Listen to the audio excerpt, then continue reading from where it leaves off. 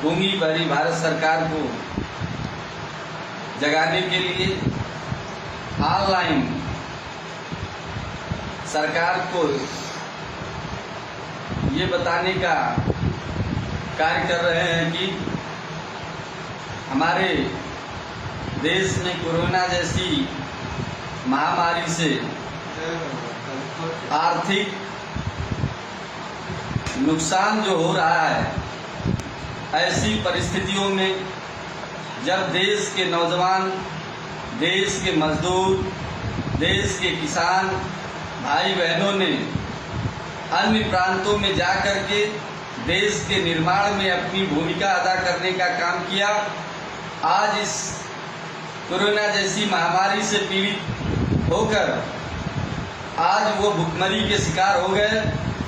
देश की सरकार और प्रांतों की सरकार की अक्षमता के कारण आज मजदूर अपने वतन को लौटने के लिए मजबूर है, लेकिन हमारी भारत सरकार जो विकास के नाम की डंका बजाती है, झूठे झूठे वादों से जनता को के बीच में भ्रम फैलाती है, आज उसका पोल खुल गया।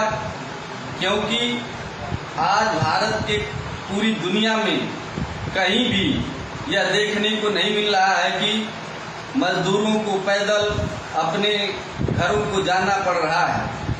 आज पैदल चलते हुए मजदूरों को अनेक कठिनाइयों का सामना करना पड़ रहा है, यहाँ तक कि उनके पास खाने के लिए 2 वक्त की रोटी भी नहीं है, पानी की भी समस्या है।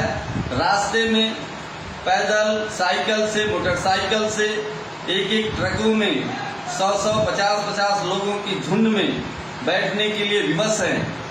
कई दिनों तक भूखे रह कर के भी वो अपने घर को वापस जाना चाहते हैं, लेकिन हमारी सरकार उनकी कोई व्यवस्था उचित नहीं कर पा रही है, और नहीं तो अपने पुलिस के द्वारा रास्ते में उत्पीड़न भी उनका किया जा रहा है, जिसके लिए दोषी सरकार है।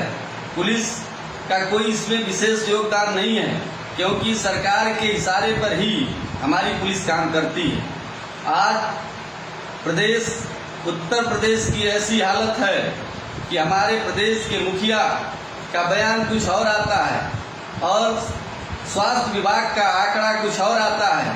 यहाँ यह स्थिति है कि लोगों को समझ में नहीं आ रहा है कि हमारे मुख्यमंत्री जी सही बोल रहे हैं या हमारे प्रदेश के स्वास्थ्य संगठन के लोग सही बोल रहे हैं। स्वास्थ्य संगठन बताता है कि 5 से 7 हजार ग्रसित लोग हैं, पीड़ित लोग हैं, लेकिन हमारे मुखिया जी कहा करते हैं कि अन्य प्रांतों से, जैसे राजस्थान से, मध्य प्रदेश से, महाराष्ट्र से, दिल्ली से आने वाले मजदूर, प्रवासी मजदूर 75 से लेकर 60% इस महामारी से पीड़ित हैं।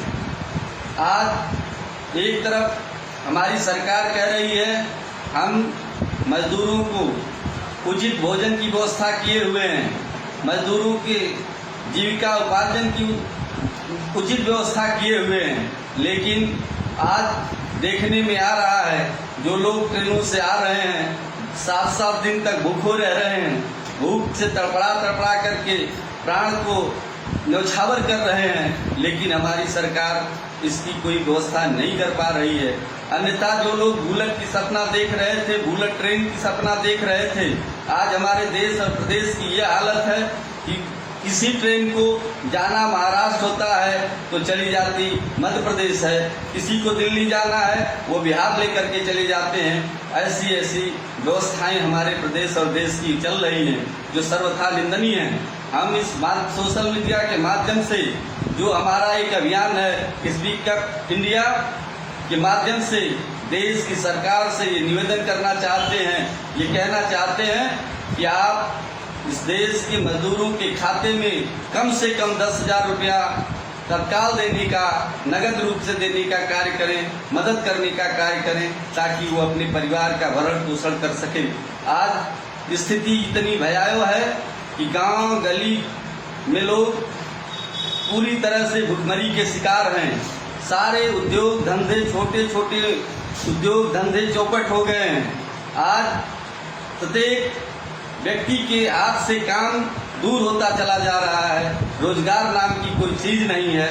ऐसी स्थिति में हमारे देश की सरकार बच्चों की ऑनलाइन पढ़ाई की व्यवस्था कर रही है। मैं इस माध्यम से पूछना चाहता हूँ, जिस देश में खाने के लिए मजदूरों को भोजन न हो, जिस देश में मजदूरों को पानी पीने की सुविधा उपलब्ध न हो, जिस देश में मजदूरों को, गरीबों को, किसानों को, नौजवानों को जाने और आने के लिए यातायात के साधन उपलब्ध नहीं है, उस देश का बच्चा ऑनलाइन पढ़ाई कैसे कर सकता है?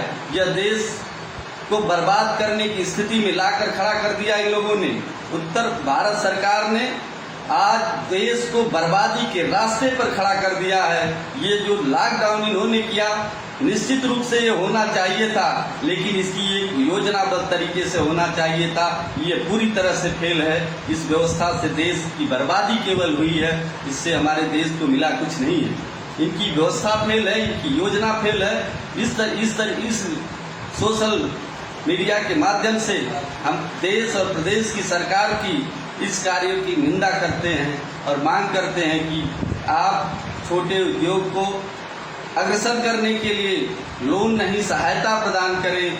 गरीबों के खाते में 10-10 हज़ार रुपया कम से कम देने का काम करें। इन्हीं सबों के साथ मैं आप सबका हार्दिक अभिनंदन वंदन करता हूँ। जय हिंद, जय भारत।